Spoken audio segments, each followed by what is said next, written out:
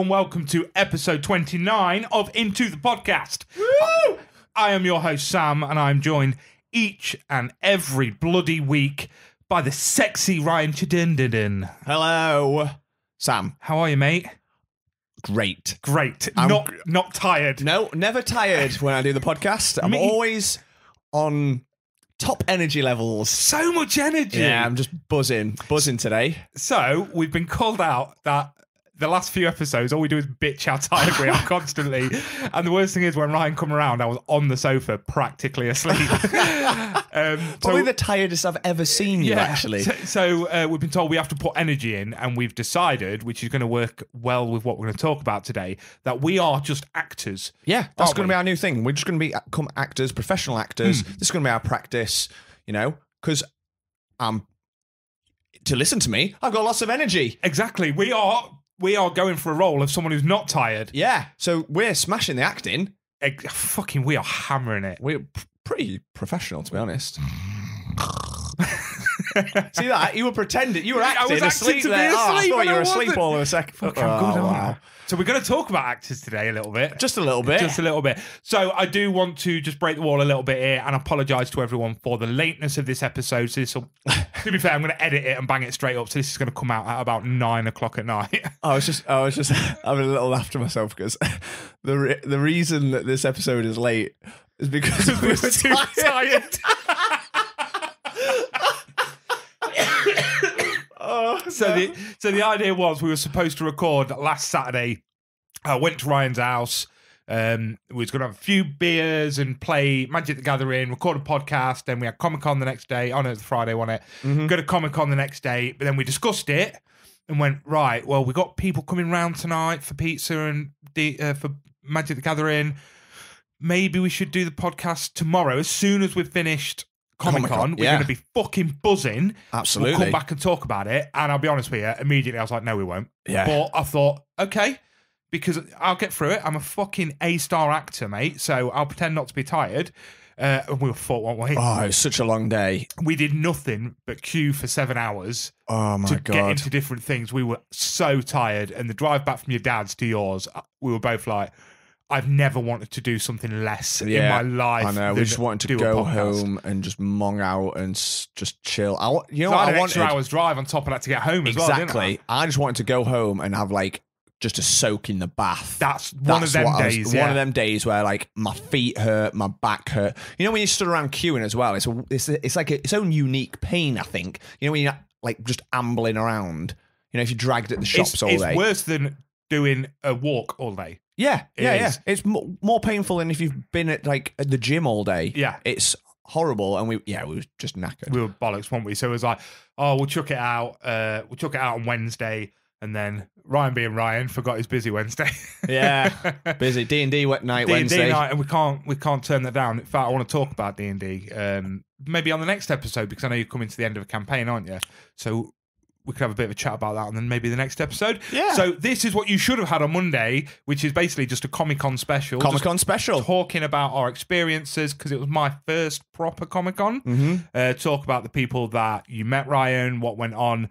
So we'll just get straight into it. How do you want to do this episode in the way of, do you want to chat a little bit, stop for a snack? Do you want to get the snack out of the way nice and early? What do you want to do? Because we can't leave snack of the week out. There's got to be in every episode. We always do snack of the week, regardless whether it's a special. That is our staple, isn't it? Did we do a snack of? We didn't do a snack of the week during Oscars, did we? I think we were snacking like fuck anyway. But did we not do a specific snack for Oscars? I don't think we did, mate. Because we're doing it live. We did it live. Yeah, we're doing live, so we're just doing live. Okay, well, never again. Maybe the Oscars episode, anything live. We haven't got time for that shit. We'll just didn't we go to do it and then cut Drew off? Was that? We did. Yeah, we definitely cut Drew off, didn't we? Yeah. Yeah, fuck it. We had lots of snacks, and I do think we had some. So it still kind of counts. Yeah, it kind of counts. So how do you want to do it? And do you want to come back to snack or get snack done now? Let's do snack now. Do you want to get snack out of the way? Right into it. Fucking straight in. Yeah, straight in. Drew was at Comic-Con with us, so Drew, sing us in. Here come Sam and Ryan, listen to them both speak. They've come 2 hours on with their pop culture critique. But are you even a nerd if you don't overread? So come on everybody, it's the snack of the week.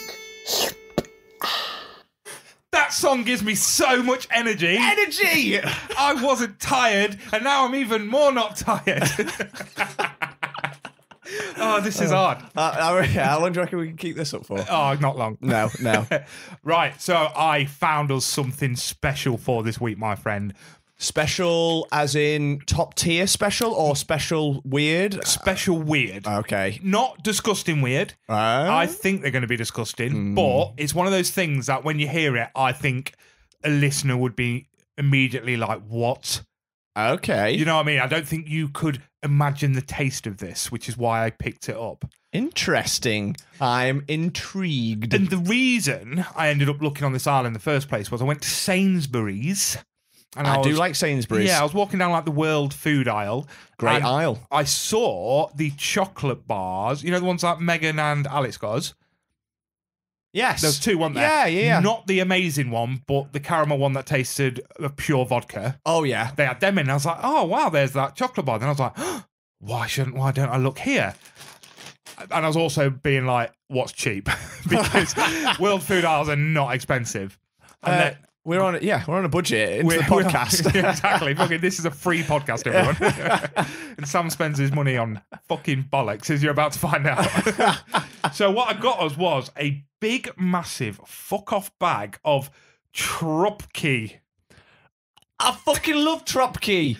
I don't know what it says because it's all in Russian, but what it looks like to me is basically, you know, big fat cheese puffs like What's-Its? I do know What's-Its. I know What's-Its quite well. But chocolate flavoured.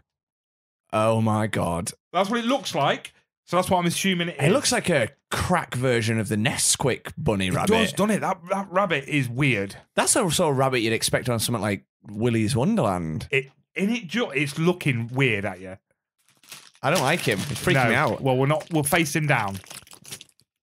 Hold on. Okay. It kind of smells like chocolate spread on toast. Interesting. The savoury of the toast, but then the sweet after smell of like, not a Nutella, but like a cheaper chocolate spread. You know what I mean? I'm expecting just like a puff. Oh. They are. They're just like giant What's-Its. Giant What's-Its, but chocolate flavoured. Slightly browned. Yeah. Oh, it's like a little chode. It is like a little chode. Right. So have a sniff first. Sniff test. Doesn't it smell like chocolate spread on toast? It's got a specific smell that can. Oh my God, what is that? That is a specific. It's like specific, like cereal. It reminds me of. Like a Wheatos before the milk goes in. Maybe. Or does it smell of like Nesquik cereal, the chocolate one? Yeah, it could be, couldn't it? Not the cereal. Yeah, the Nesquik cereal. That's what it is. It's Nesquik cereal. I'm saying it now. He's got it. He's figured it. They're quite light. They are very light, aren't quite they? airy. They're puffy. Very puffy. And light and airy, yeah. Okay, they don't look great. They don't look great. They kind of look like, if you look at that, it looks like a dried, air-fried potato. Yeah. A little bit. Yeah. So the look some brown isn't great. on it. The smell is good. Smells pretty good. And mate, they were like 90p or something for this fuck-off bag. That's impressive. So it's a big bag. And do you know what's impressive about this bag? Is that it's actually full. To the brim. To the brim. You it's do not not like get that. It's not just air. No, like that you every get in pack most of crisps. Yeah. Fucking, I don't want air when I buy crisps. I want crisps. Yeah. Is what I want. You're going to fucking up the price by 200%. At least give me 200% more crisps. Yeah. You fucks. Should we eat this crisp anyway? What's it called? A Churupski. Churupki. Oh, yeah. Oh, whatever. It's too... Get it in your mouth. Yeah. Cheers. Cheers. You have to go for a second. Kind of tastes like...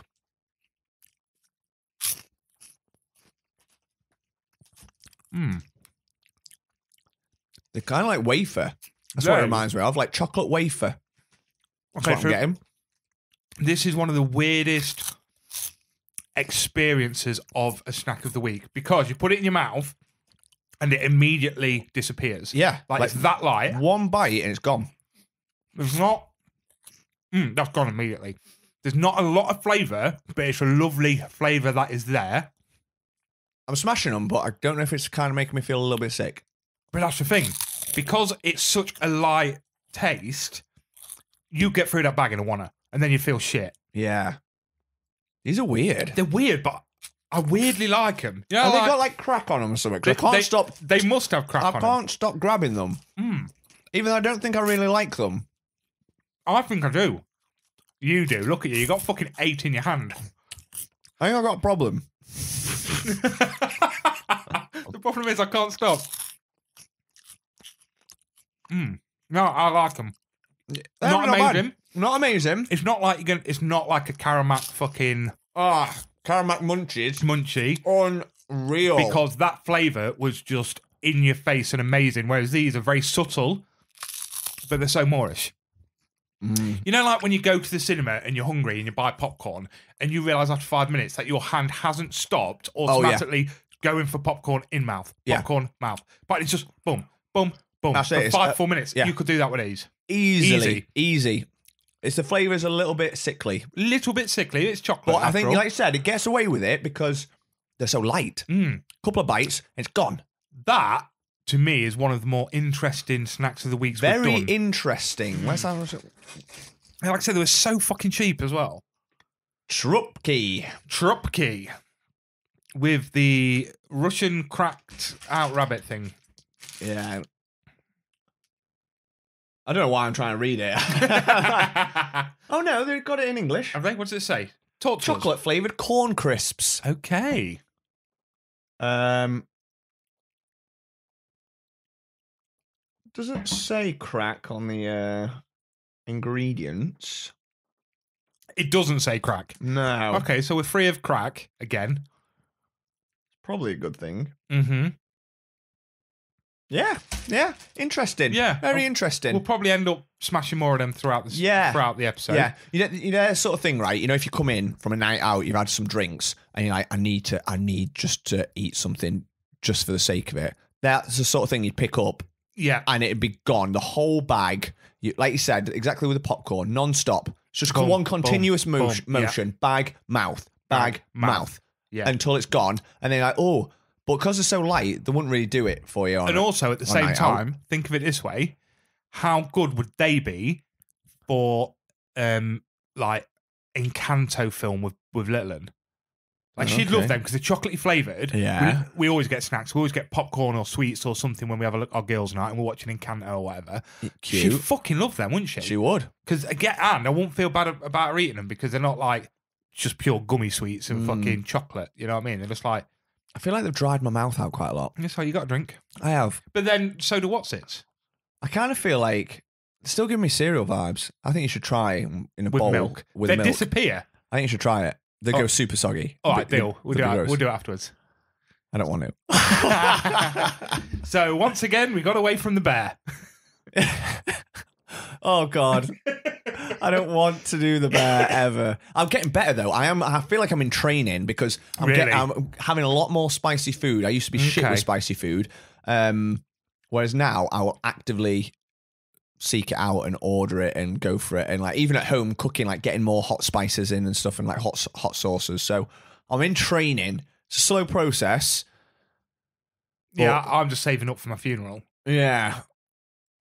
Oh God. One day we'll do it. I went into a stream the other day. So there's a guy that pops into mine occasionally. And I saw his playing COD. So I jumped into his just to show a bit of support.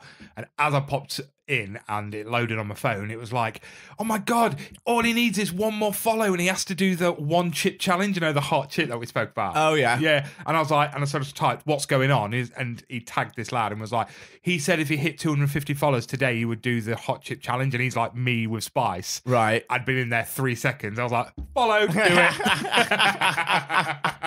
Take that, you bastard. Yeah. I don't even know you, but take that. Savage, that. It's pretty savage, isn't it? Right. I'm impressed with that snack of the week just because of how odd it was. Yeah, the randomness.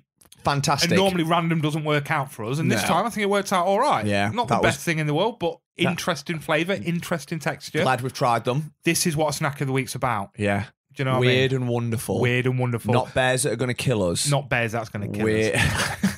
Trupki, everyone. Trupki from Sainsbury's for like £1 or some shit. or And some I'll- shit. Yeah. And I'll do anything for a quid. So we know, yeah. you've seen. I've given you plenty of quids. Yeah, you have, mate. Right. Should we get into Comic-Con then? Yeah. Okay, so let's start. I'm going to start by asking you a question, Ryan. Go on. I'll give you an answer if I can. So let's say that I'm just new to this nerd world. Yeah, new.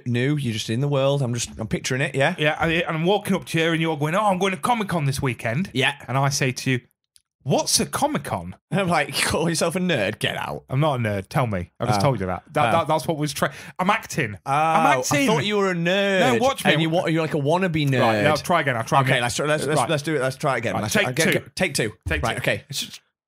Hey there, Ryan. I'm a cool, not nerdy Sam. What are you doing this weekend?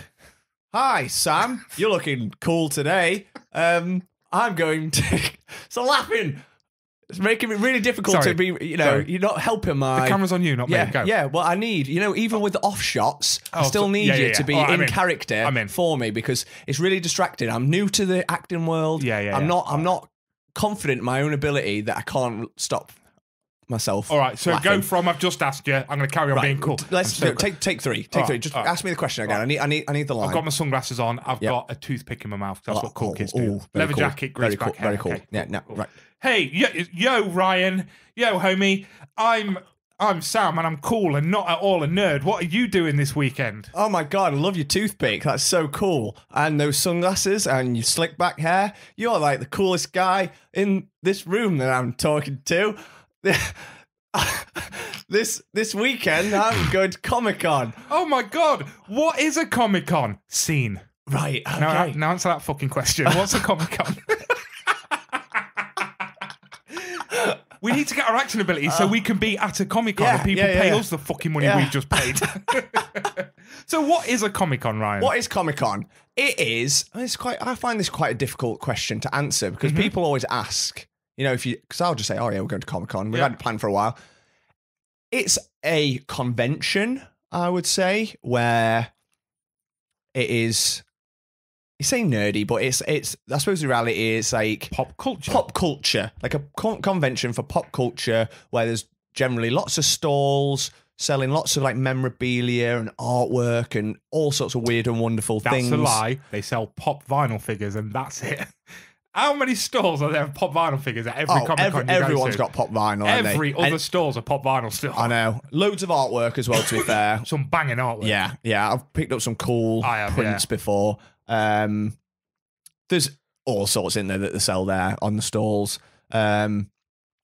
Celebrity guest appearances, which is usually the biggest pull for these things. So they have, depending on the size of the Comic-Con, they get some insane guests. Like, the big ones in like, I don't know, San Diego or whatever get like literally the A-listers, don't they? Right down to someone that's been on, I don't know, you go to a local one, it could be someone's been on Emmerdale or something. Yeah, of course, and everyone in between.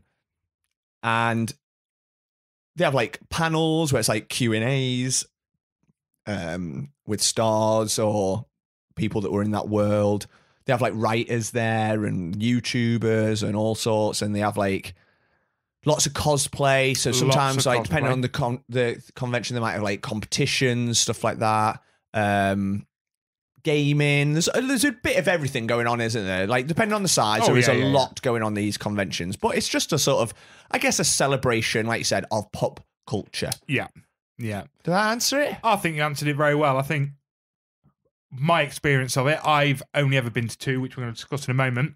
I've been to very small and a big. And yeah, that's pretty much it, isn't it? It's just a celebration of pop culture, people coming together to sort of support what they love. It's a nice feeling because like everyone's there for the same thing. Yeah. No one's a dick to each other. It's not like going to a football match where everyone wants to kick each other's head in. They're not there to support football, they're there to support their team and fight. The Blues fight the Reds. I think what's beautiful about Comic-Cons is that it is like that. It's like a safe haven for those people that are like perhaps on the fringe, that are into the weird stuff, but like everyone just accepts that everyone's into different things. Everyone's got like, whether it's anime or like, whatever film franchise or TV or, you can celebrate that and you can dress up and people don't judge you for dressing up. Like, oh my God, look at it. No one ever goes, "Oh my god, look at that nerd." It's what like, they say is, oh my God, look at his costume. It's yeah, great. that costume's insane. People put time, money, and effort into some of these costumes. Yeah, well, that's it. Like the amount of like. Obviously, we went to the Wales one this weekend, and some of those costumes were unbelievable. Like the guy who was dressed as Gandalf. Oh God, yeah, unbelievable. There was 2 Saurons that I saw have a fight at one point. They were fighting for pictures and shit, which was so cool. That's amazing. Yeah, amazing. As well as you have like the professional guys that turn up. So like the stormtroopers are all like hired to be there and stuff. Teenage Mutant Ninja Turtles, Batman. Yeah. So they're all walking around. You get pictures with them. It's just a massive celebration of whatever you're into, and I love it because we're all about that shit. Like that is us, isn't it? Like we definitely, like this whole podcast. You know, we're into pop culture. We love our gaming, TV, films, whatever. You know, so it's just the perfect place for us. Oh, absolutely, yeah. I do just want to just pause very quickly there to just say something quickly. So one of the best cosplays for me that was there. And I'm very weird about things. I don't like to bother people, and I really wish I did. Although the small one I went to, I was bothering everyone because it was for little one. Yeah. So she loves Spider-Man. So I was like, oh, there's 3 guys dressed as Spider-Man. Can you pose for a picture of my kid? And we got some really lovely pictures. Whereas for me, I'm a grown-ass man. And I don't want to bother people. And there was a guy dressed as Chainsaw Tits. Oh, no, and it was the coolest outfit. And I saw him just carrying his chainsaw head and the arms. And I was like, that's so cool. And then I saw him with it all on. And I wish I stopped him for a picture, but the reason I want to stop is a couple of weeks ago, you mentioned you bought me a birthday present, and you forgot to give it me on the show. I did, and you gave me it up. So Ryan got me the coolest little figure of Chainsaw Man. Yeah, it's you had it imported in from France, didn't it? It came from France, yeah. It's the coolest fucking thing ever. I'm going to put a picture. Thing is, I want to get it out and like get a decent photo of it. It's because it's got quite a different, few different like accessories, isn't it? Yeah, so you can change the heads head and like swap it to like the chainsaw and his arms to the chainsaws and the different things like that. Yeah. Yeah. So I'm not sure about taking out, but I'm probably going to have to for the picture. But I'll put a picture of it up because it was such an amazing present. I just want to thank you in front of all of our millions and millions of listeners. You are very welcome. For that present. You are welcome. So let's carry on then. So we know what a Comic-Con is now, guys. So if you've listened to this episode and you haven't got a clue, why are you listening to us? Yeah. It's a bit weird, but thanks for listening anyway. So I've just mentioned there, I've only been to 2. So I've been to Wales, which we went to last weekend, and I went to Lincoln because that's where I'm from. It's just a small one, like a music venue, and there wasn't really much there. There's no celebrities at all. Yeah, it was all stalls, like a cosplay competition and some games upstairs. Yeah. So I know you've done quite a few. So where have you been? I've only been to 3 different ones. Oh, really? I thought you'd done more. I think it's just 3, but I first went to one, I reckon it was about 10 years ago. It must have been about 2013, I reckon. And it was at the NEC at Birmingham. So obviously big space, quite a big convention. First one I'd been to, quite a lot of celebrities there. I think I went to that like 2 years in a row, or maybe like in like, I don't know, I went twice in a space of a few years. Yeah. So they were really, really good. Then I went to Wales Comic-Con last year, because again, that's a massive one. Even though it's in Telford, so it's Telford Comic-Con, but it used to be at Wrexham, but because it outgrew the venue, they've moved it to Telford because it's at the massive international convention centre or whatever it's called. Yeah, it's called the International Conference Centre. Oh, there you go. So I've been to that 2 years in a row, and I've been to a tiny one, which was Sheffield Comic Con, which was like basically a glorified. It was in a hall, but it was one hall. It was tiny. Oh, really? They had a couple of guests there. That was the whole reason we went there, because they had Bernard Hill, who plays King Theoden. Oh, really? Went there, and obviously he's one of my favourite characters. So we're like, oh, I've got to see that. And especially because he's older and he's at a little Comic-Con, so it's like easy to meet him and it's quite cheap. And so we're like, yeah, we'll definitely go to that. But then that was the sort of thing you were done in 10 minutes. Oh, yeah. Oh, definitely. Yeah, the Lincoln one was like that, to be fair. Like, we walked around it. The only reason it didn't take 10 minutes was you was stuck in a queue for half an hour. Oh, yeah. Yeah, absolutely. For the Sheffield one, there was so many people there. Yeah, that was why it was so busy, like crowded. It took ages to get round it because you could not move. You were literally shoulder to shoulder with people. But But they pop up everywhere now. Like pretty much every city or town has a Comic-Con.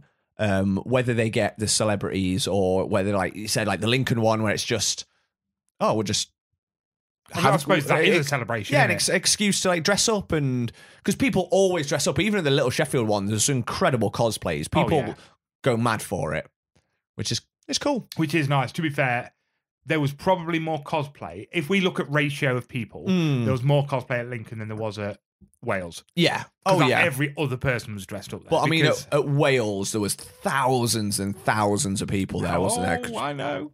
Yeah. We saw the queue. Bloody hell. We practically lived in that queue. Yeah, we'll tell that story in a minute. Oh, God.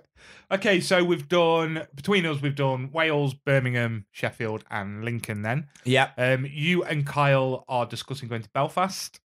We always do that. We did this after the last Comic-Con because after the last Wales one, we had such a good time.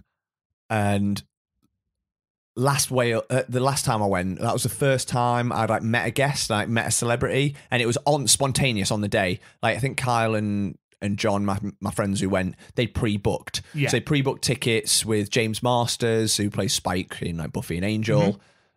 Kyle pre-booked for like Julie Benz, who's also in Buffy and Dexter. Lovely lady. Yeah, we'll come on to that in a minute when we talk about guests. And I randomly went and got a picture with Summer Glau and got an autograph with her on the day. And it was incredible. Like, she was so good. Again, we'll talk about guests in a second. But we came away from that experience like buzzing. It's like, oh my God, who do we want to meet? And then there's Kyle found a thing online. It's called RosterCon. And you can basically type in any celebrity or whoever's name and it'll tell you what Comic-Cons they're going to appear at around the world. That's a genius idea. Yeah, it's incredible. Such a good idea. So we did it last year and we were like, oh my God, we really want to meet this guy from Lord of the Rings or this person. So we just bloody Googling it. So last year we were going to go to like Germany and like fucking Belgium and Ireland. We were going to literally Denmark, I think, at one point. Like, oh, we'll just drive. We can do it. We'll make a weekend of it. Obviously, it never came off because, you know, he ended up spending crazy money. But then again, we did the same thing this time. We were like looking and we were like, oh my God, who are these guests? Because obviously Sean Astin was at this one, who's Sam Gamgee. And it's like, oh, it'd be amazing to meet Frodo, Elijah Wood, but I don't think he does many. Searched. He's in Belfast in August. Fair, Belfast is a hop over the pond. Oh yeah, that's nothing. It is it. And you know, like a flight to there is going to be nothing. Yeah. You know, you pay more on a taxi back from town. Definitely, it's going to be a 50 quid flight, 45 minutes in the air. Probably worth it, to be fair. Yeah, exactly. So like, oh, Elijah Wood there is going, and Miranda Otto who plays Eowyn and from Lord of the Rings, and it's like, so that'd be cool. So whether it'll happen or not is another matter because we just get caught up in the moment of it. But that's not that long away either, is it? It's only a few months away. Was it like September? I think it was mid-September, something like that. Yeah. Yeah. So we'll see. We'll see whether that comes to fruition. I don't think it will. Probably not. Probably not. Maybe not. It'd be lovely to meet Elijah Wood. And that's the Lord of the Rings fantasy, isn't it? Yeah. Well, he's like the main character. He is, and I've read somewhere ages ago that like he was voted like the best celebrity autographer in Hollywood or something. Oh, really? And I don't know why I didn't go into detail, but I can't remember anyway. But I bet that's because I bet he's just a lovely bloke that he actually bloke. would properly put the time in with the fans. Yeah. Oh yeah. So that'd be cool. That'd be cool to do. Well, I mean, he's fucking huge though. So like, it'd be a struggle to fit everyone in. Oh yeah, you would have to pre-book everything for that. Yeah, you couldn't turn up on the day for him. No way. His queue, he needed to have a massive queue all day long. Yeah, definitely. You would spend an entire day just meeting Elijah Wood. Just waiting. Yeah. Just waiting to meet him. Just waiting to get your picture with him. Just waiting to get an autograph. Yeah. Which is what was like last year, because they get huge guests at Wales Comic Con. They actually get better than the London Comic Con. Really? Yeah, they get, I think, the best ones for this country, other than maybe Edinburgh. Edinburgh get like, I think last year they had like Ewan McGregor and huge ones like that. But even so, Wales Comic Con last year had like Bruce Campbell. Oh shit, of course. Andy Serkis, and they had queues all day long. Like, it never got less than like 200 people. That's mad, isn't it? In their queue all day. So you think, right? You at Comic Con, obviously we went there. It's the same place. That back wall where like Nathan Fillion was. That was where Bruce Campbell was, and the queue went nearly to the queue for the photos. So the whole length of that hall basically was Bruce Campbell. That is insane. But there was hundreds of people dressed as Ash. It was so I only cool. saw one this year. He looked really cool. All right then. So I tell you what, let's talk about that then. So let's talk about actually going and meeting these people. So specifics of this time we'll go into in a minute. So still say who we met and who you met and stuff. But so talk me through it then, because it's an expensive gig. It's an expensive gig to go and meet these people. Obviously, so some people might not know this if you haven't been to one, but you don't pay and then get to meet these people. You pay 20 quid to get in, which will get you access to the stalls, the panels. Yep. But you pay to meet the celebrities. I mean, and for an example, Nathan Fillion was £85 to get an autograph. Yeah.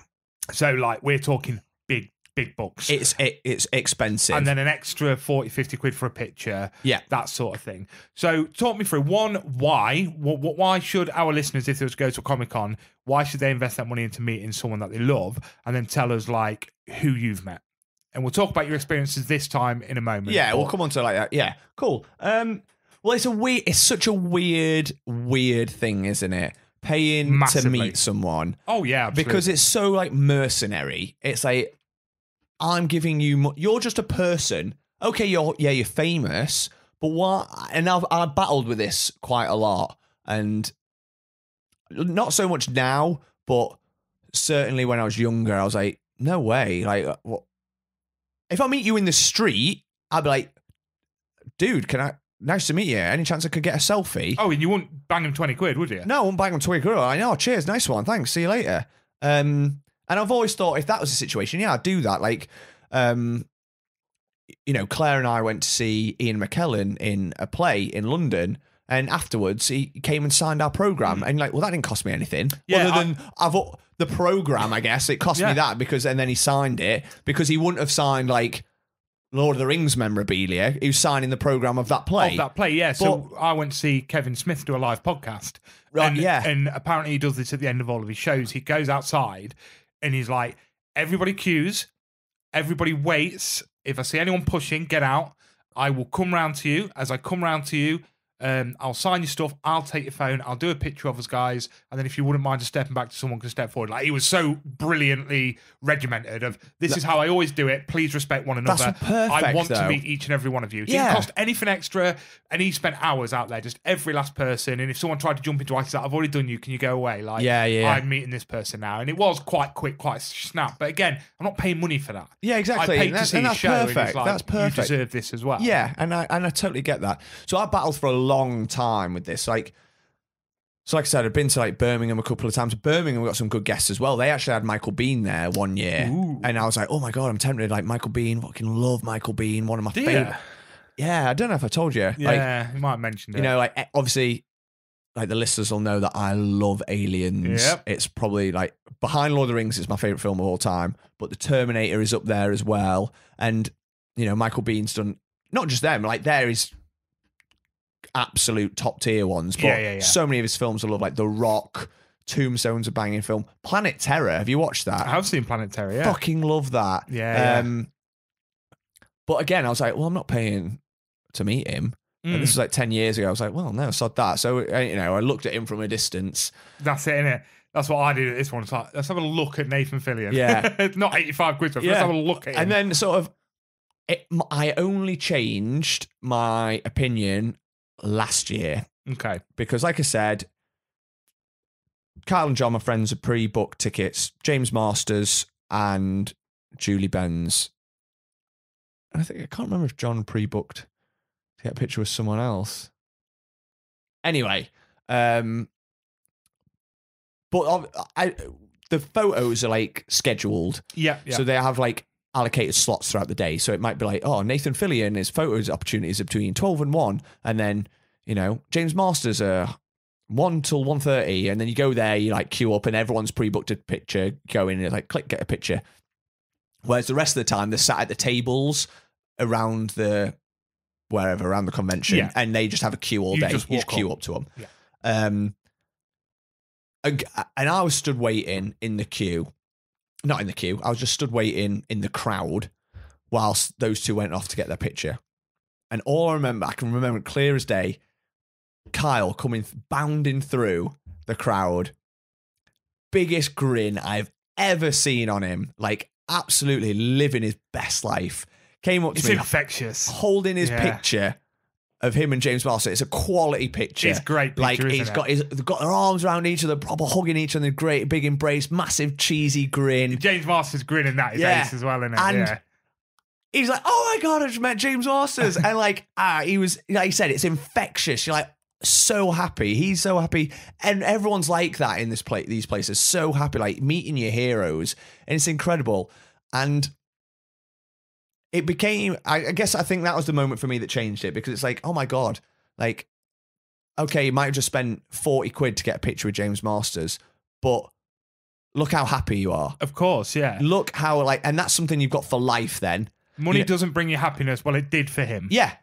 And the reality is, it's like, you've got something to show for it. Mm-hmm. Like, and I suppose that's how I've come to, I guess, justify it in my own head. Because, like, you can go on a night out and spunk 40 quid on a round of drinks. One round. Yeah. 10 years ago, that was a night. Now it's a round. But it literally happened when I was out with, like, a few friends in Nottingham. It was 40 quid a round, because it was like we're in a fancy cocktail bar or whatever at the end of near the end of the night. Oh, yeah.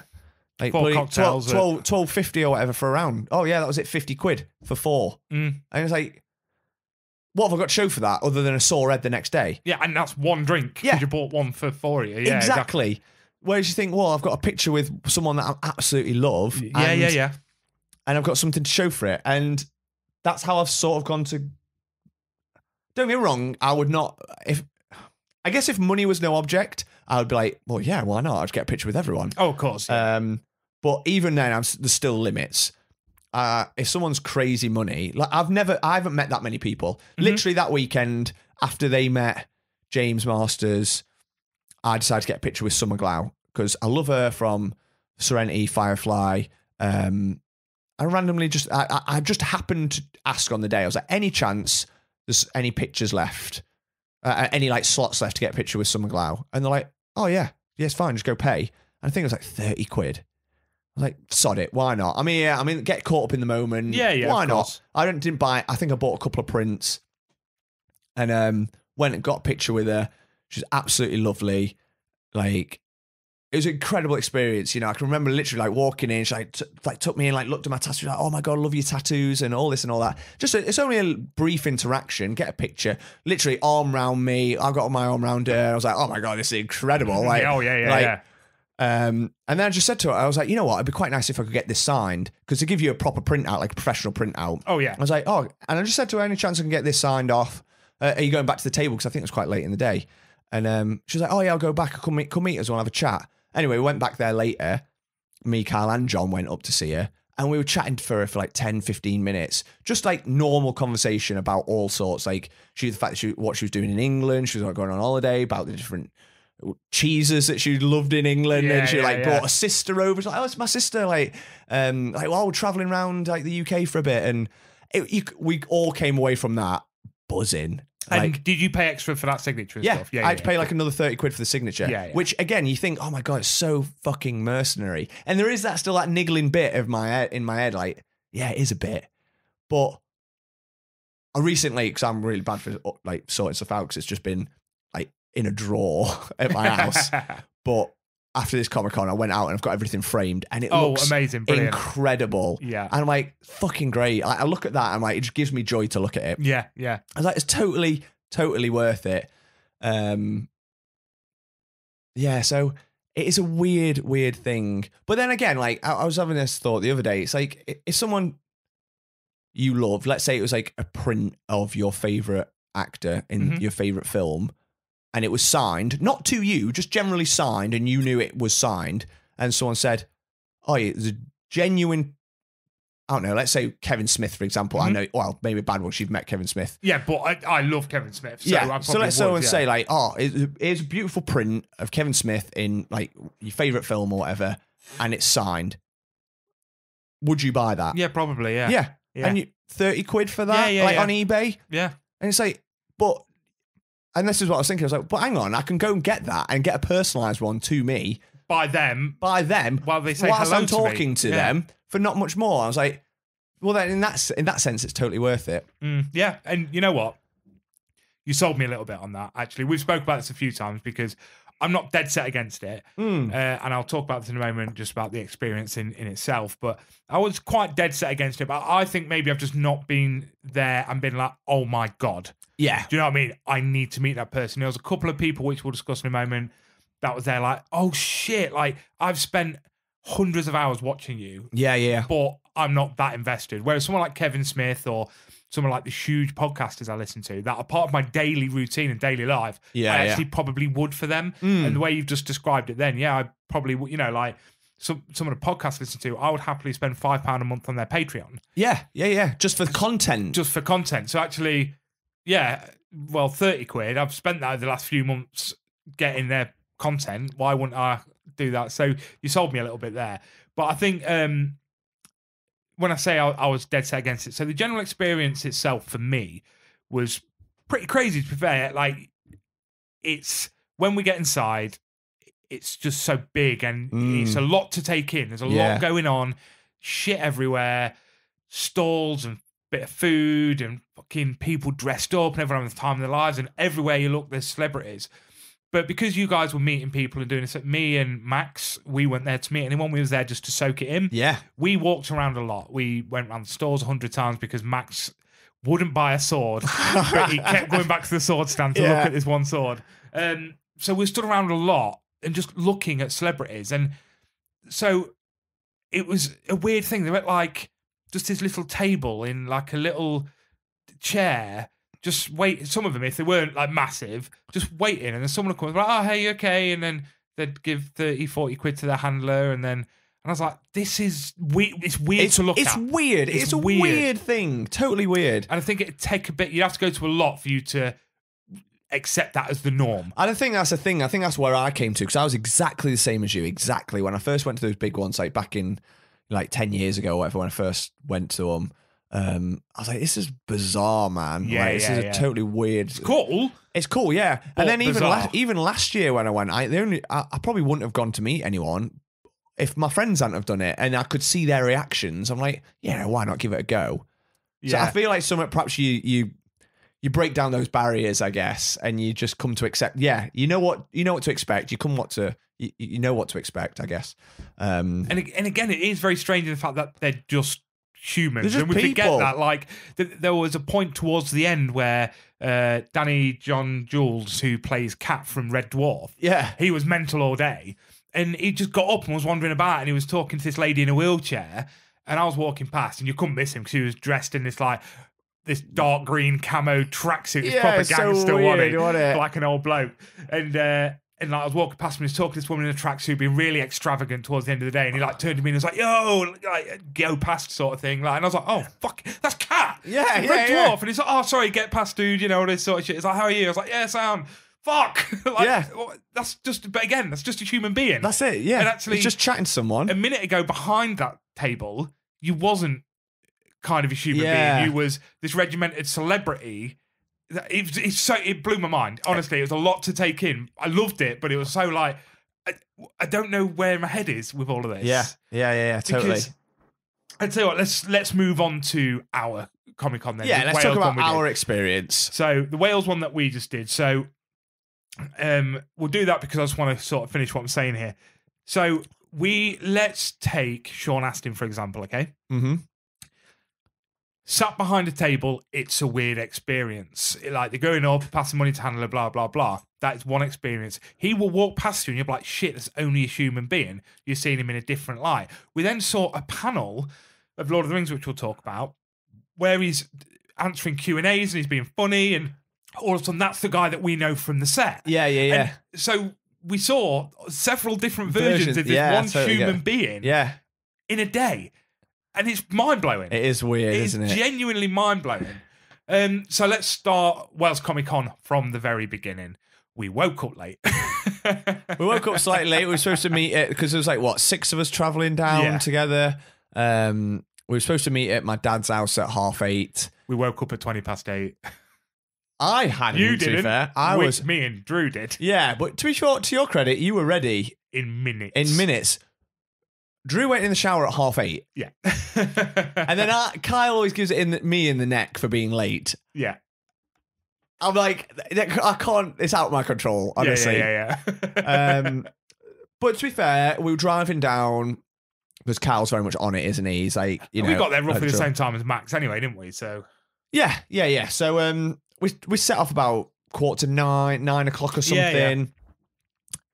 We had general entry tickets, so general entry didn't open till 11, but it was like an hour and a half, hour 45 to Telford for us. So we're like, we'll get there about half 10, 11:15. On the drive down, because obviously Carl's like racing to get there for us to stand in the queue. I looked at, because we pre-booked tickets, Kyle and I pre-booked for 2 pictures, and it was with Sean Astin and Michael Bean. Sean Astin's pictures were at 4:20. Michael Bean's at 5 o'clock. Yeah. I'm like, oh great. We're racing down for our guys to be the last of the day. Like, so that, I guess that took the pressure off quite a bit, didn't it? So we went to McDonald's, had a coffee, had a bit of food, and then we joined the queue. Yeah. Now, it was fucking gorgeous day. Beautiful day. And we got in this queue, and I'll put a picture up of the picture I took of the queue. Thousands of people in this queue. Yeah. But it was so exciting. Yeah. You know, they've got professional cosplayers in Stormtrooper outfits, like in character. Yeah, around the queue. Yeah. People, like, again, everyone's been really nice to each other, and everyone's like, oh my God, look at him, and, you know, really cool T-shirts. There's and everyone's so like, many cosplay, and you're all trying to pick out, like, oh my God, look, it's, you know, like... We saw E.T. We did see E.T. But yeah, you're just trying to pick out the characters that the people are playing. Like, oh my God, did you see, like, you know, Joel from The Last of Us over there? Or like, do you feel like, who's that? Is that thingy from Dragon Ball Z? Or what? It's quite fun, isn't it? Yeah. And at that point, the queue was moving quite nicely. Yeah. It was like snaking round, but it was moving quite well. Yeah. Then there was a place for a halftime sausage. Yeah.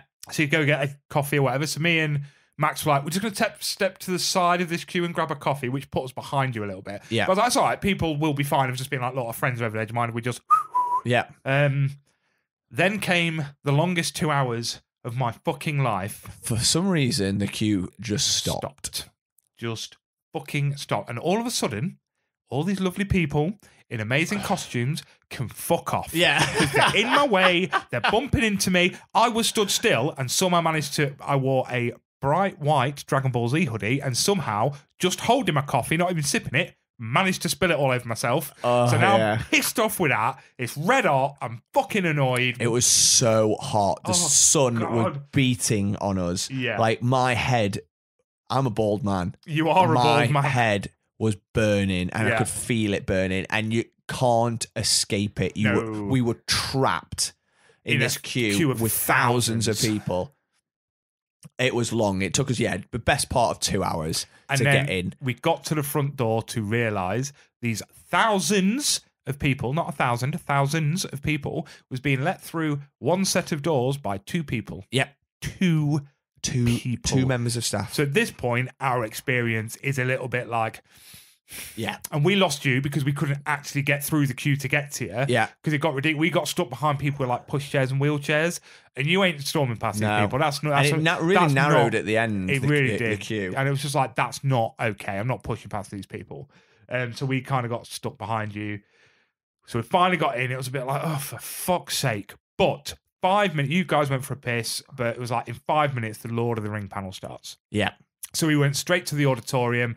So what we did was we did that massive queue and we went upstairs and queued to get into the Lord of the Rings panel. The best thing about that is they put you in a side room where we could sit the fuck down. Oh, no. And I sat on the floor like I was in fucking year 3. Yeah. And legs crossed.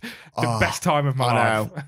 So yeah, we were on a bit of a downer at that point, weren't we? Went into the Q&A, which is like an auditorium. We sat down and then they had 3 Lord of the Rings panel members come out. So Sean Astin, who's obviously Sam, one of the main characters. Salah Baker, who who plays Sauron and like an Uruk-hai. So he's basically like a glorified stuntman. Mm-hmm. And then Jed Brophy, who plays, again, various roles in Lord of the Rings. He's one of the dwarfs from The Hobbit.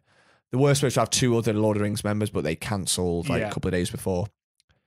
And I really enjoyed the Q&A. It was really good. Like, the first bit is just them sort of telling stories. Like, the host was there, so he'd ask them, like, about any injuries, and they'd tell the stories, and vice versa. And there's some good ones. There's quite funny bits. It was just nice to sit down, if anything. It was, wasn't it? Yeah. And then they did some Q&A, and I turned to you, didn't I? Because I've been in one of these before, and I was like, it makes me fucking cringe. Man. Yeah. Oh my God. Like, you get these guys and girls, just like whoever. And like, I know we're nerds, but I like to think we're kind of like cool nerds. In because scene 3, shot 2 of the 2 towers or fucking whatever, in the book it states that he walks past a red robin, but you depicted him as a brown robin. Why do you hate Lord of the Rings? Fuck off. Yeah. Or you get that, or the ones that we really experience, which I turned to you because I couldn't look. The first question, guy stands up. Oh my God, like, thank you so much for being here. Like, I just want to say how much you guys mean to me, and what the Lord of the Rings is, and you're just fantastic, and I just want to thank you so much for being here. I'm thanking you on behalf of all of us, he said. And I was like, I'm not. Don't thank on my behalf. Oh my God. And I just turned to you because I was dying. I don't do well with cringe. No. That sort of, even like cringy comedy TV shows, I'm I the same. can't. I have to look away. It makes me feel so uncomfortable. And I would look at you like, please make him shut up. Are we going to leave? Are we going to leave? And then then he asked a shit question that everyone always asks. It's like, if you were to play a different character in that film, who would you play? And they all just go, Aragorn. Next. And that was it, wasn't it? Because it's like, it was a crap question. And then some of the other questions were really good. Like, the guy who was cosplaying as Gandalf, he asked a great question, which I've never heard anyone ask. It's like, did you film any scenes that didn't make the final cut and that you wish you did, or something like that? I was like, that's a quality question. And great question. And then I'm a massive Lord of the Rings fan, and as you know, and I learned loads of stuff from that because he was the guy Salah Baker was like, oh yeah, me and Aragorn, like Viggo Mortensen filmed this big fight scene between Sauron and Aragorn, and it was all going to happen. And I was like, what? And he was telling us about that, and then he was like, yeah, but Peter Jackson changed his mind last minute, and it just got cut from the film. Like, that's so cool. That was a great question.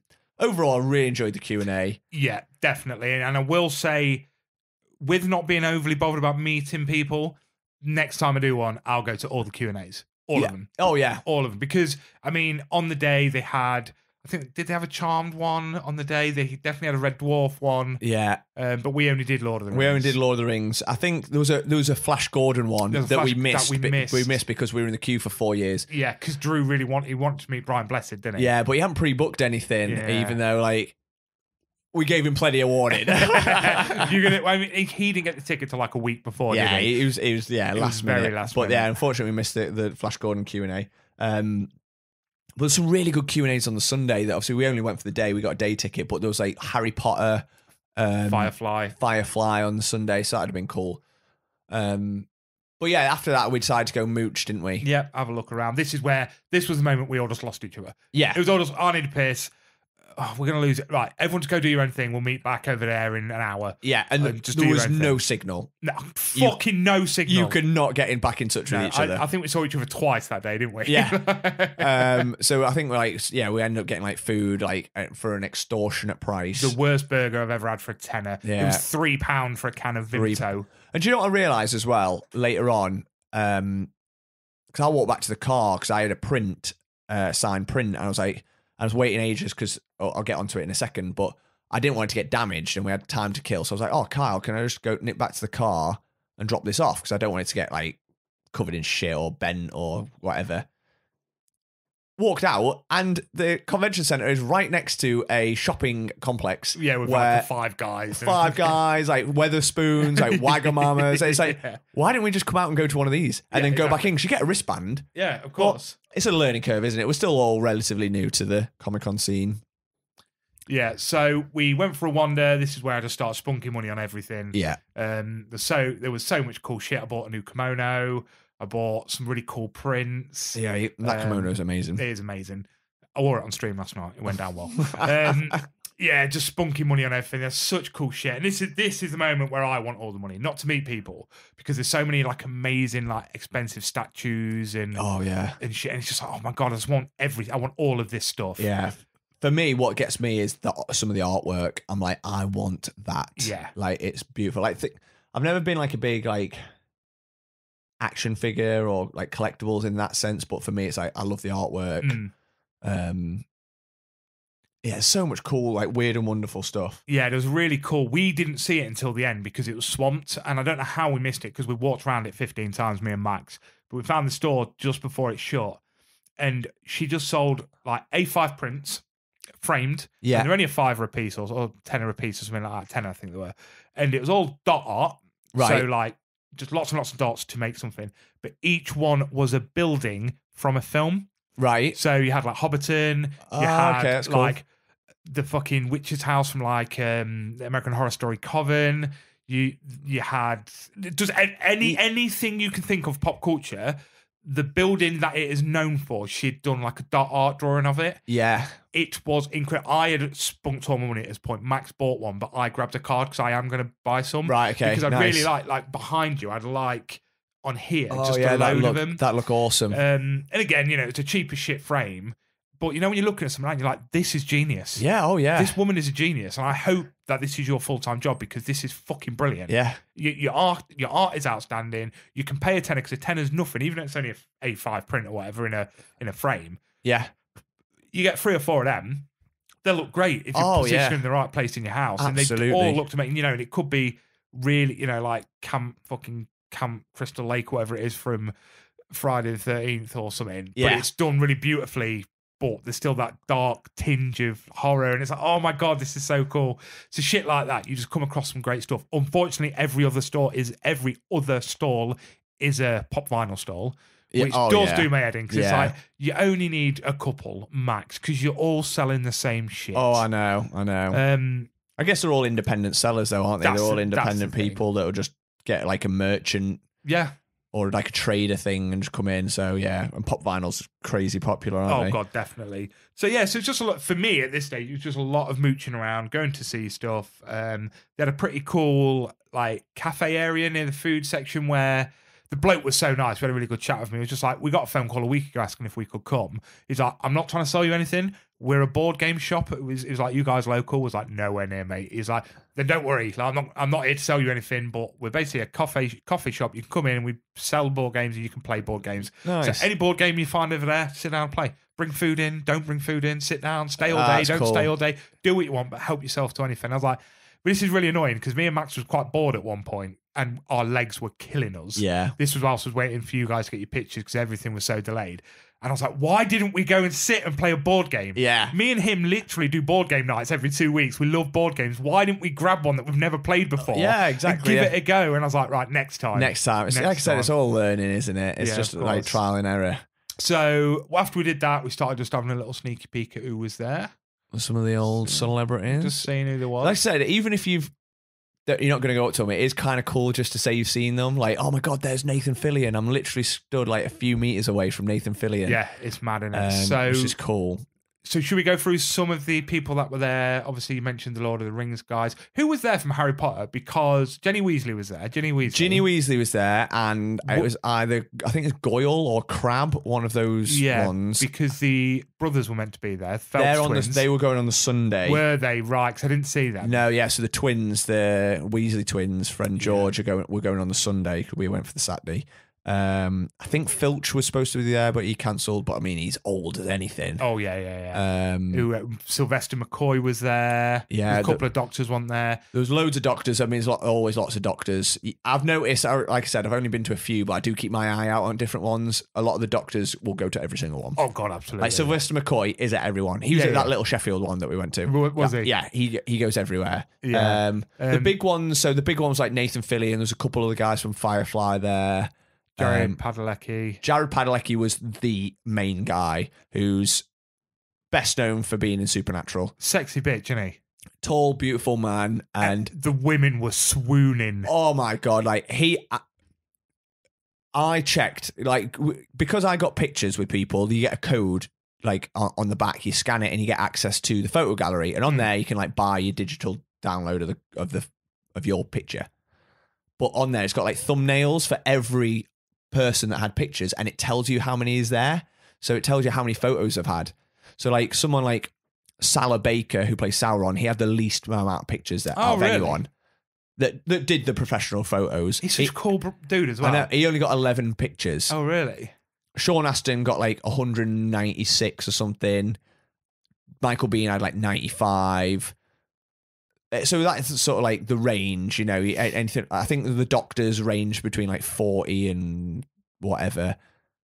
But Jared Padalecki had 700 pictures. Explains why we were so late out. Yes.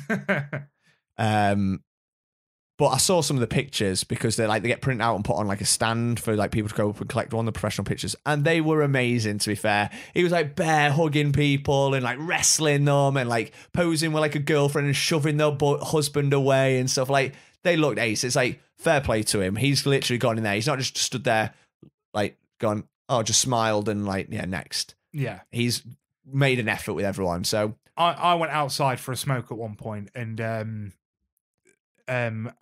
my little one wanted to FaceTime me. So I said to Max, let's go outside, I'll have a fag, I'll FaceTime my little one. And I took her to the little Comic-Con. So I was like, oh, guess where I am, babe? I'm at Comic-Con. It's really cool. And we sat there anyway. I come off the phone and this woman come out. She just met Jared Padalecki.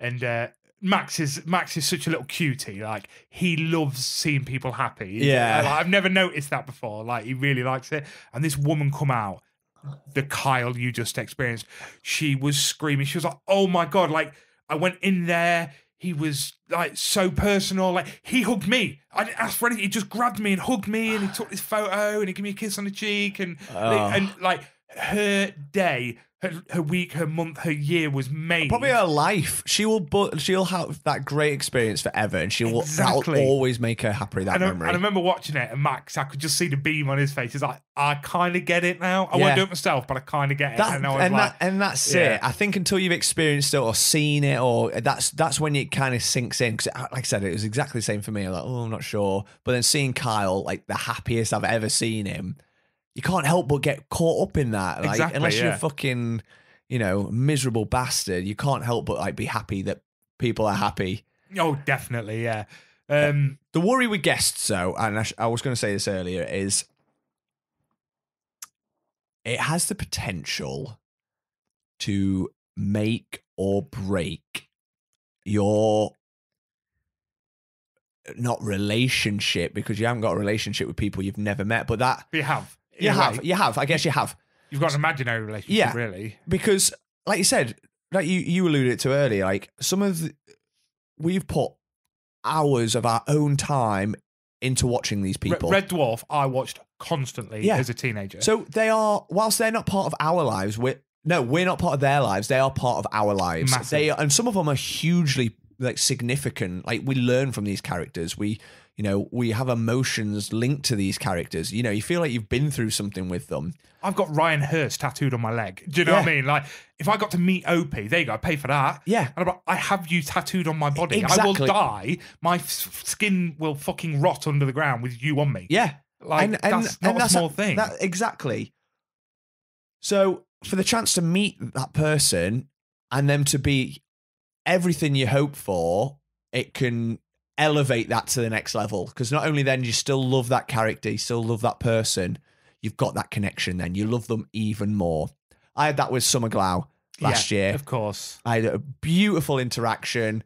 Like, obviously, John and Kyle didn't get an autograph or a picture with it, and they came away with their pictures in their hands, almost like, oh, I wish I got a picture of Summer Glau, because that was amazing. She was so lovely. Yeah. So it does that. Like, Kyle and John had that with James Masters. They were like, this guy, oh my God, better. I love him even more now. Yeah. I need to go home and watch fucking Buffy. Yeah. And now you watch it, and you'll watch those things again with an even more greater appreciation or love. Because I've met him, and it was What amazing. nice He was such a legend. However, I was going to say story time. however, it can also destroy and shit all over that. Yeah. Case study A. Luckily, not your case study. Kyle. Kyle again. Again. So this was last year after he saw James Masters first thing in the morning. Like his photo schedule was like 12 o'clock or something. First one of the day. Kyle's buzzing. It was on cloud 9. He wanted... we then went... He'd already pre-booked for Julie Benz. We were mooching around, looking at the celebrities, seeing who's got the queues. We could see Julie Benz. She had no one in the queue. And she looked miserable. She was just sat on her phone, could not give a shit, looking sour. And we're like, ooh. And in my head, I was like, didn't want to say anything because obviously Carl had booked a picture with her. But in my head, I'm thinking, she's a miserable cow. Yeah. And then we watched as someone went up to her. She literally didn't even look up at her, signed the picture, passed it her, and that was it. So this woman that went up to her literally was there. And just spent 30 odd quid. 30 odd quid to get yeah. to get a signed autograph, and she literally signed it, didn't even look, passed it her, and then walked, and the woman walked off. She must have been at the table 5 seconds. And you're like, she's gonna be a bitch. Yeah. So later on in the day, Julie Benz was one of the last pictures of the day. That's photo ops. So me and John were waiting round for him to turn up. And obviously, I'd seen Kyle in the morning bouncing through the crowd, with a spring in his step after James Masters. Imagine the total opposite after he came back from Julie Benz. He looked scathing. He was scathing. He was fuming. Like, he looked like, I don't know, someone had just fucking kicked his puppy. He was just broken. He came through and he didn't want to show us the picture. He was like, she was horrible. She was a bitch. She literally, so walked in to get a picture with her. She was like, you stand on that mark. I'll stand on this mark. Don't touch me. Pose for the picture. Bye. Horrendous, isn't it? Awful. And then Kyle showed us the picture, and it is I burst out laughing. I'm sorry, Kyle, but it was so fucking funny.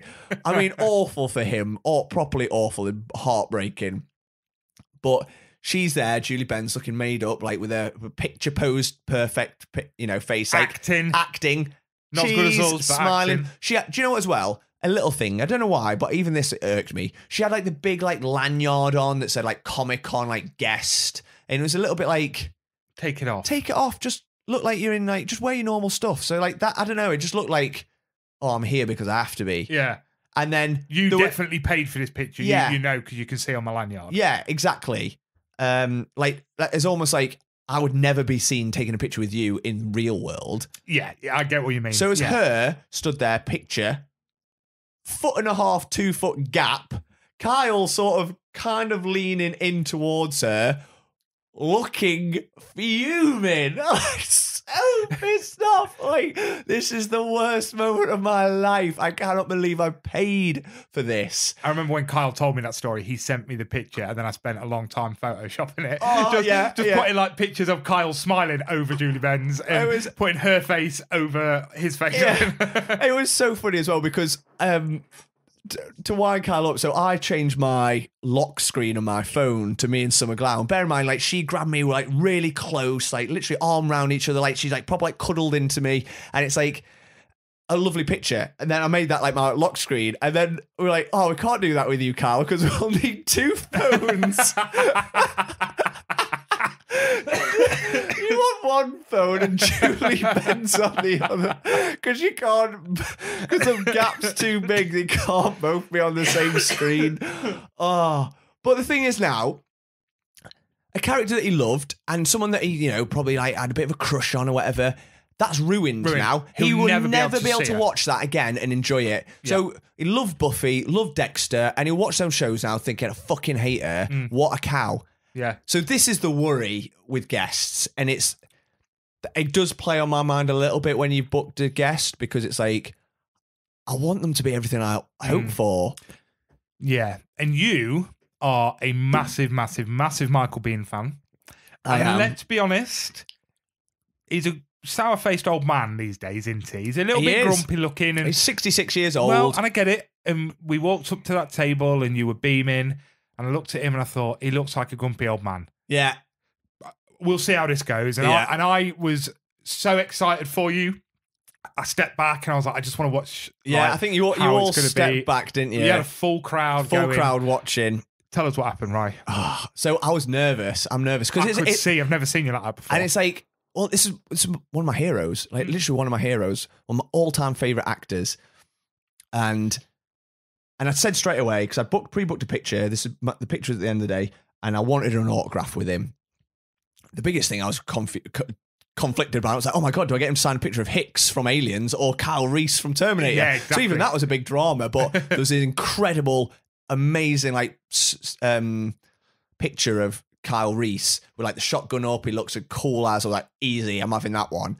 But I was nervous because it's like, what do you say in these situations? That's it. I worry about this. Like, what do you say? And like, John was going to do it as well behind me, and he's normally pretty chatty, but he didn't say anything. He was like, again, he was shaking, like nerves.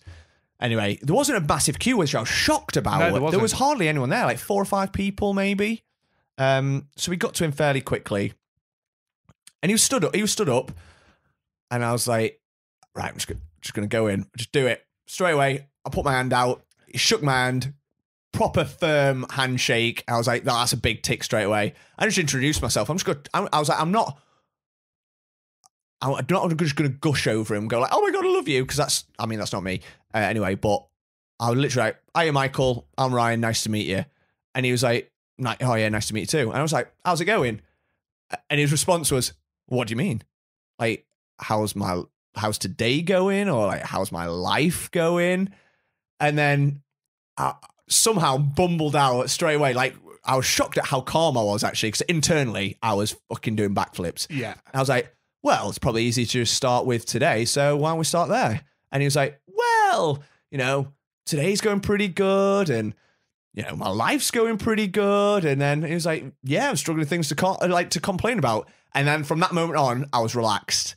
It was just that initial question, and I was into it. And then I just asked, and then I don't know, like the floodgates opened, and from both of us, I literally just asked him a question. I was like, any chance we're going to see you in another James Cameron film soon? And then he just went on a big like conversation about Avatar, and we were chatting about that and how he nearly got cast in the first one, and how Jim, kept saying Jim, obviously James Cameron. He's like, yeah, Jim's caught up in that. He was saying, I'd like to see him handle it, move over. I was like, he's like, I'm not in that franchise. And I was like, any chance you're gonna be?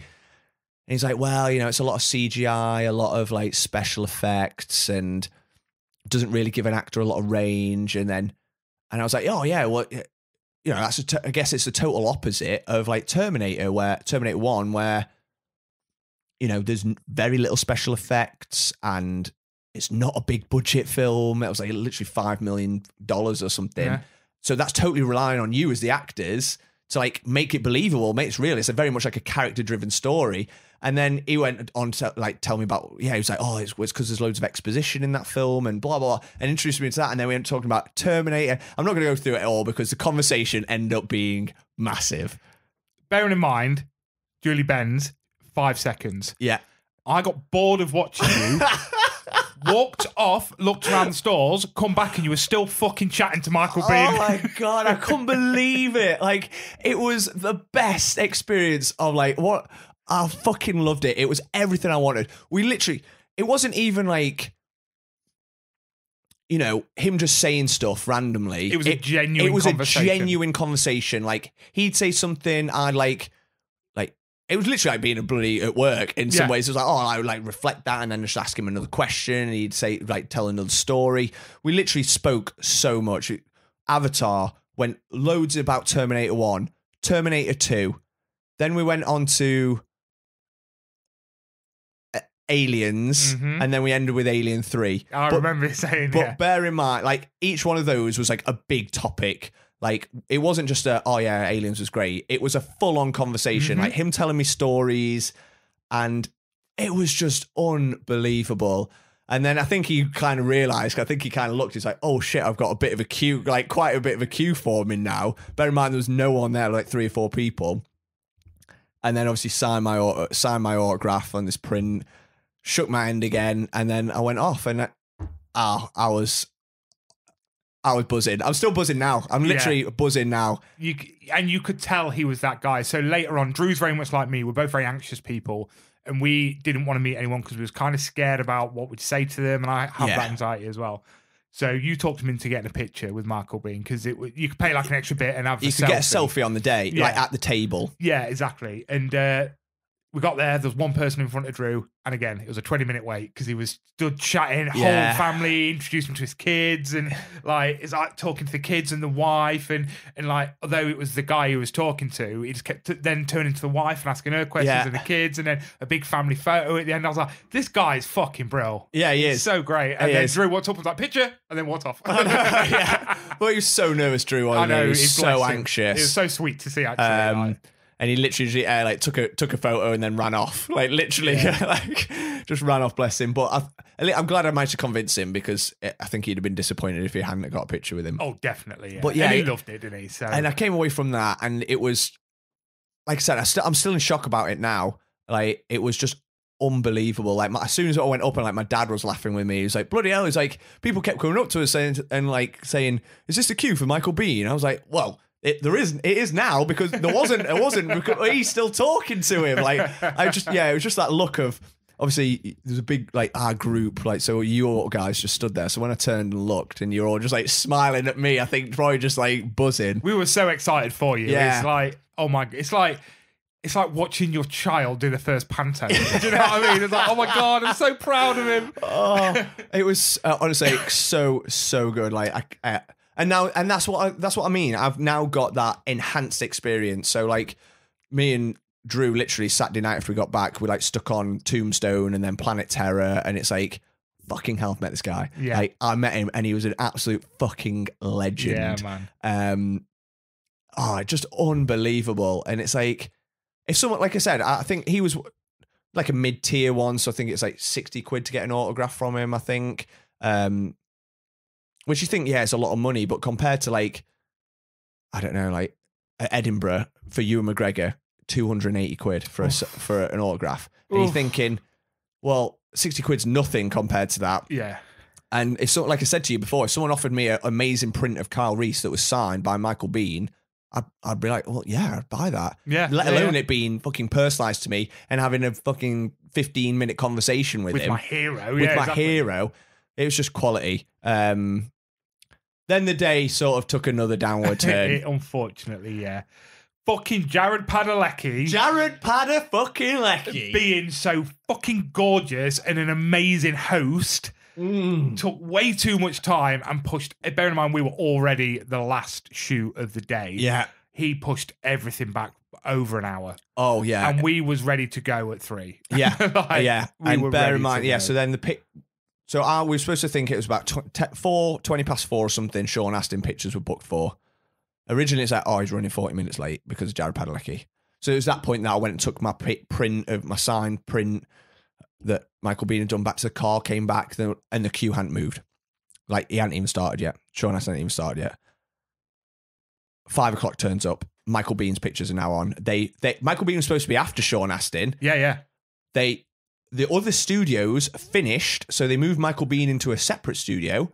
And then we were like, oh shit, now there's 2 queues for both our pictures, Michael Bean and Sean Astin. They were like, what do we do? We're like, go with Michael Bean. We did the Michael Bean ones. We were probably near the back of the Michael Bean queue. Did that, came back out, rushed back to like, we've got pictures with Sean Astin. Walked in. Oh, they haven't started yet, mate. Fine. Like, you're fucking taking the piss. Kyle and I were at the back of the Sean Astin queue because obviously we'd been in the Michael Bean one. We just sat down in the waiting room. The convention had closed. The convention closed. It announced on the tannoy, the convention is closed. Please make your way to the exits unless you're queuing for a picture or an autograph. And you were still and we were not moving. We were sat on the floor. And It was a weird one. It's a shame because we kind of hoped to meet Sean Astin at one point during the day. Like, nice to get an autograph with him. I think if you get in a picture, it's nice to get an autograph and a picture. That's my personal experience because you get the picture with them to remember that you've had that interaction, but it's the autograph where you kind of get a bit more chance to speak to them and stuff. Yeah, of course. So, but we didn't get that with Sean Astin because it was the queues for his were massive and the delays. But then it got to a point where we sat on the floor, and what should have been fun, seeing Sean Astin, meeting Sean Astin, me and Carl were literally saying to each other, I just want this to hurry the fuck up so we can go home. Yeah. I just want this to be over with. Yeah. And it's such a shame. We were literally saying all these things like that's something we were so looking forward for. And you pay a lot of money because he was one of the most expensive ones. And it's just like, just hurry the fuck up. Mm.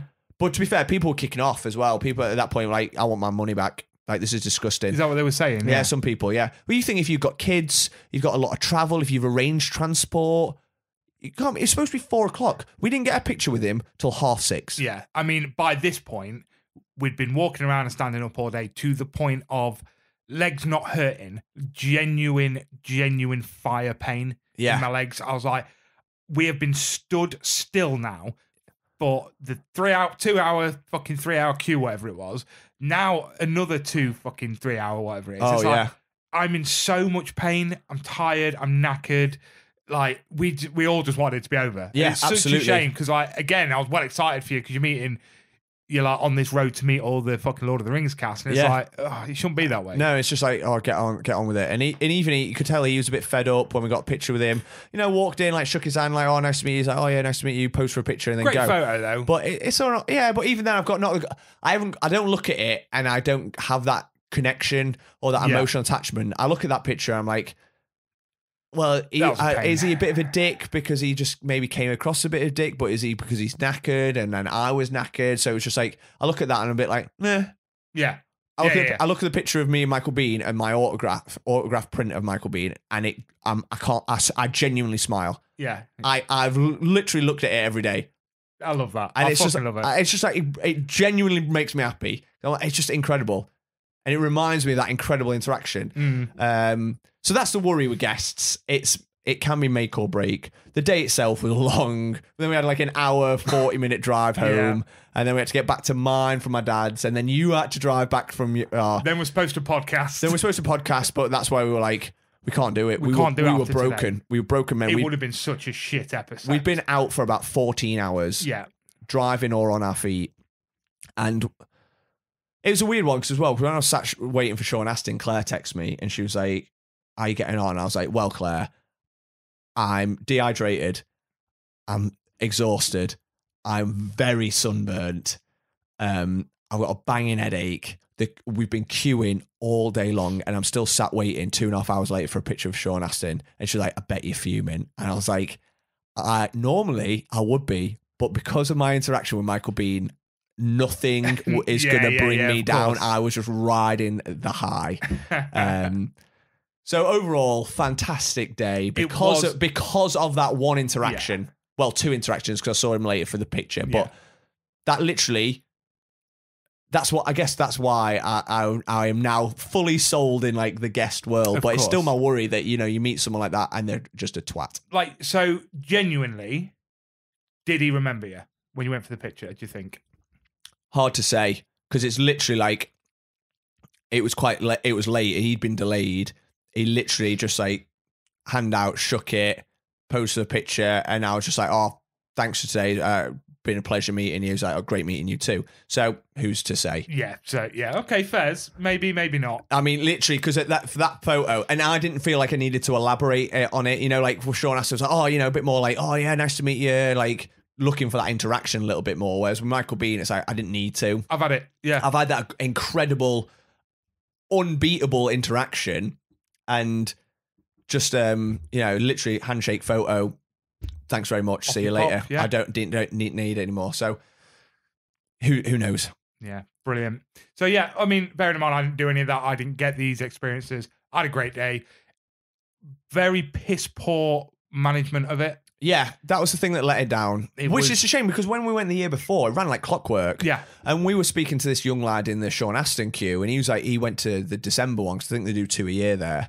do a summer or like a spring and a winter one, and he was the same. It was like ran like clockwork. Yeah. So they just fucked up this time somehow. Yeah, which is a shame. And like, the overall preparation for something as big as that needs to be better. Yeah. But all in all, the day's great. Yeah. I am fully sold in Comic-Cons. The cheap as shit. Well, that's what I mean. You don't have 20 quid. You don't have to buy anything either, No. and you can go prepped. Take a packed lunch. Take drinks with you. You can take a backpack. Yeah, it's fine. Take a backpack in and you sit in panels all day. Yeah, sit watching Q&As or just go to the gaming tables. You can just mooch. You don't have to. It doesn't have to be a break in the bank thing. You go take your kids, do whatever. Live and learn. Though I think we all sort of said next time. There was a lot of next time we'll do this. Next time, I think what was lovely is the fact that we were all knackered, or we were all feeling those things. But I think every single one of us went, great day today. Yeah, would definitely do it again next year. Yeah, we was looking forward to it. And it would be a case of, well, you can buy priority tickets and they let you in from 9:30. They're an extra £5. Yeah, we'll do that. Yeah, we'll just buy as soon as they come on sale. We'll buy them because normally, I say normally, the last 2 years we've not done that because we've waited till what guests have been announced before we've gone. By that point, priority tickets have sold out. Yeah, of course. But if you're not that fussed about guests, who cares? Yeah. Just get a ticket, knowing you get in. You can get in for 9:30, 10, no queue. Fine. Bish, bash, bosh. Yeah. Happy days. The one question I do just to finish is people always say when you go into Comic-Con, oh, I'm going to Comic-Con. The immediate response, 99% of the time is, oh, you're dressing up? Yep. Always. That's every person I told went to Comic-Con asked me that. Every single one. And the answer I always give is no, because it's a sort of place you cannot half-arse it. Definitely. You can't just go there with a bit of fucking shitty makeup on your face or like just a little crappy mask from the pound shop and expect to get away with it. Well, I said this, didn't I? So when I went to the Lincoln Comic-Con, I just bought a 35 quid fucking Mandalorian costume and an extra £5 for a blow up one of his rifles. Yeah. I'm a fat lad. I'm a bigger lad in a Mandalorian skin suit. It's not like it had armor or anything. Right. And it wasn't a full mask. It was just one that goes over your face. Oh, yeah. But the only reason it worked so well is I bought Bobby a Grogu costume. Right, yeah. So we went as Mandalorian and Grogu, and everyone was all over it. It was like, that's fucking adorable. You see, that so totally cute. works. If you got the kids, it works. Yeah, I couldn't have gone in that outfit to that Comic-Con. No, to Wales. No. It worked because it was me, it was father and daughter having a lovely time dressed as Mando and Grogu in shitty costumes, but they're having a time. And so many people's asking for photos. Yeah. And obviously the jobs that we do, I was a bit like, oh, I don't want you having a picture of my kid. But it's kind of like, all right then. Yeah. But everyone was just like, this is adorable. Can we get a picture of you guys? You look so great. And it was actually quite nice to see, even though the costumes were shit. But if I say that, actually, I think our costumes cost me about 120 quid. Bloody hell, yeah. For shitty ones. But yeah. So what was the question? What you said about... Oh, just that, people always say, oh. What would you go as? What would you go as? Well, we discussed this in the queue, didn't we? Because I'm all up for cosplay. Yeah. But I was discussing being a larger lad. There was a few people wearing like Spider-Man skin suits that were bigger boys. And I don't think it looks good. Right, yeah. And I'm a bit like... I'm not one to be like, oi, fatty bum bum, don't wear that. But at the same time... I'm there. I don't know. I couldn't pull that off. Right. Yeah. I get what you mean. So I was discussing what cosplay for a larger lad, and was discussing a few things. And I think we all came across because the other thing as well is I had so many points. Like it's got to be someone with a beard because I'm not going to cut my beard for a cosplay, but I need to put into it. Yeah. So we came up with Fat Thor. Fat Thor, perfect. So I'm going to start picking up the gear for Fat Thor for future Comic-Cons. That'd be amazing. The only thing is I ain't got the long hair, but I can get a reasonably decent wig. Oh, easy. I'll just put the helmet on or something. Yeah, exactly. So what about you? What would you guys have? Well, we laughed before because Kyle and I went after the first one we went to, the Birmingham one, like 10 years ago. We're like, oh, we should come as Spartans from 300. It's like, we've got a year. We'll go to the gym. We'll get super buff. We'll get like a wax and a tan. And we'll come back and like everyone will be all fucking over us. Didn't go to the gym once. I mean, you two are slight lads as well, aren't you? Yeah, but we're not fucking. You're not 300. We're not. No. But the one we've said recently, like we'd love to do, especially if there's a group of you, would be the Colonial Marines because there's some cool armor. Kyle says he knows if he's got his friends with someone that does like that makes professional cosplays and he like does like his own printing and stuff. That'd be so cool, especially It if there's a would be group great. of you in the armor, because they don't need to be perfect. Then you can customize and make it a bit more individual. You're not trying to like imitate a specific character. Yeah. So it can be a bit whatever you want, but that would be cool if there was a group of us. That'd be an It would be awesome great, one. wouldn't Get it? some pulse rifles. Yeah. That'd be sick. So sick, so expensive. But that's Yeah. something that if you're going to be doing Comic Cons for the next 10, 20 years, Oh yeah. you've got time to be saving up and working. Yeah, exactly. On And this you chip away at it, Yeah. I guess. yeah, definitely. Sorted for Halloween every year as well, aren't you? Exactly. We'll always be the guys because there was a guy there this year dressed as the Predator, but flashing lights. Oh yeah. He was at the Lincoln one, so he goes around all the Comic Cons Yeah. in that outfit, which I think is great. Yeah, exactly. So yeah, I mean, people like that literally get these outfits like, fuck it, let's go to all these Comic Cons yeah. because we look good, and he goes on his own to all of them, Yeah. which I think is fucking great. Yeah, it's cool. Yeah, so that was Comic Con. We had a great time, but we also had a really fucking frustrating time. Yeah, it was so weird. It was a proper mix of emotions, wasn't it? It was. So this was basically an hour and a half apology for not getting the episode out of time. This is us telling you for an hour and a half as to why we were really tired. But we did it in such an upbeat way. We tried. We've been acting this whole time. We're still so tired tired. from that the weekend. Fucking I've not recovered. Oh. So yeah, we're gonna finish up now. I'm gonna get this episode on for tomorrow. So this will be with you. Well, I'm gonna bang it up now actually. So it's gonna Yeah. be up at 9 o'clock tonight. Thank you very much for listening. As always, please like, share, subscribe. Give it the old fucking review on Spotify or whatever it is, because it does help us. 'Cause Yeah. It pushes us up charts even. Share with a friend, put it on your stories if you can, because all this stuff, it takes a second to do, and it really does support us. Absolutely. And we get so much support from you guys already. So anything you can do to sort of get us in other people's ears. Our numbers are looking very healthy at the moment. We've managed to spread out a bit further to the streaming community, which is absolutely lovely. Incredible, yeah. So thank you, everybody. Ryan, finish us off with a tale of love. Well, have I ever told you about the time I met Michael Bean? Peace.